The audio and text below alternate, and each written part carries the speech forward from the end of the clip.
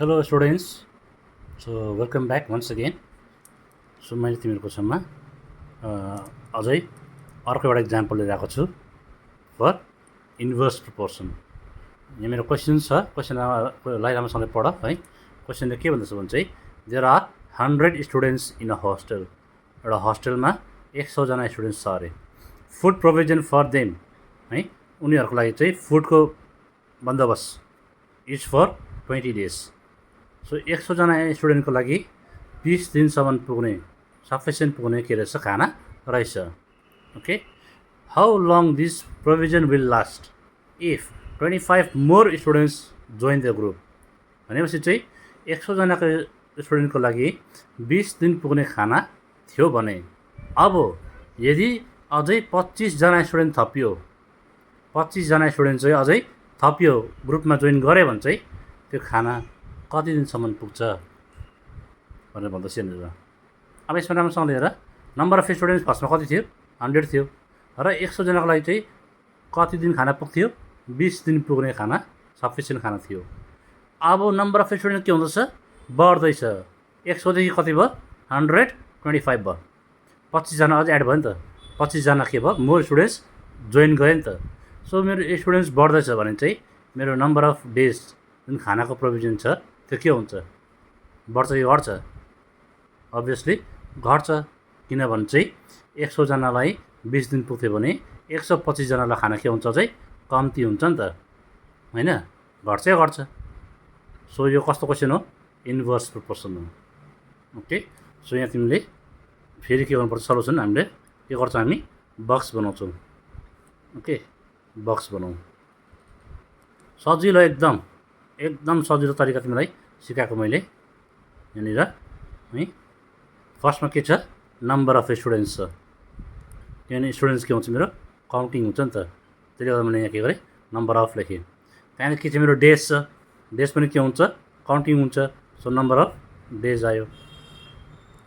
Now in first case we have 100 students in a hostel, होइन? Number of student कति छ, 100जना छ। भनेपछि 100जनालाई कति दिन खाना पुग्छ भन्दैछ, 20 दिन पुग्छ भन्दैछ। अब नेक्स्ट केसमा मेरो कतिजना स्टुडेन्ट अलरेडी थियो, 100जना थियो, फेरि कति थपियो, अझै 25जना थपियो, भनेपछि कति भयो, 125 भयो नि त, होइन? मेरो 100जना अलरेडी थियो, 25जना फेरि के भयो, यहाँ ग्रुपमा जोइन गर्यो, भनेपछि मेरो टोटल नम्बर अफ स्टुडेन्ट्स कति भयो, 125 भयो नि त। मिन्स मेरो नम्बर अफ स्टुडेन्ट्स के भयो, बढ्यो। बढ्दाखेरि चाहिँ मेरो खाना कति दिन पुग्छ भन्दैछ। So let the number of days food will last be x. So यहाँनिर मेरो के पऱ्यो, let the number of days food will last be x suppose, होइन? एक्स दिन चाहिँ खाना पुग्छ अरे। Since this is the case of के हो, यो this is the case of कुन चाहिँ हो, इन्भर्स प्रोपोर्सन, होइन? इन्भर्स प्रोपोर्सन हो यो।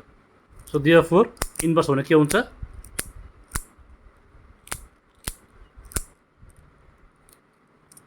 देयरफोर इन्भर्स भने के हुन्छ, in for inverse, in for into, होइन?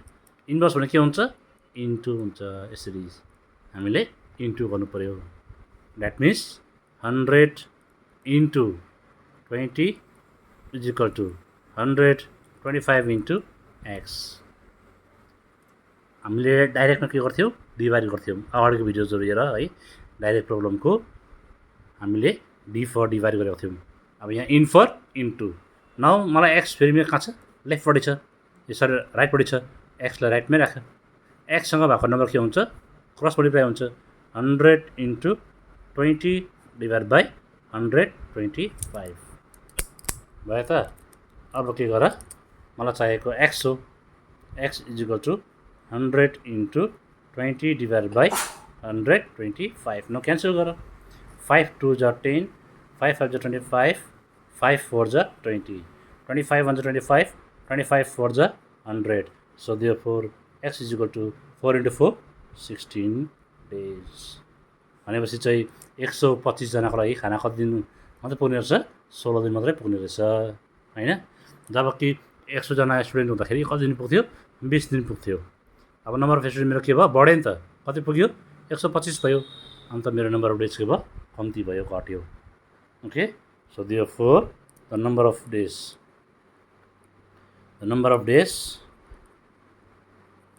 food will last be 16 days okay yes okay so in this way we have to solve inverse proportion simple एकदम केही छैन आफूलाई बक्स आफूले बनाउन सक्नु पर्यो र जुन जुन चिज दिएको छ त्यही मैले बक्समा हाल्नु पर्यो अनि inverse in for into concept into गरेर मैले निकाल्नु पर्यो भएको सजिलो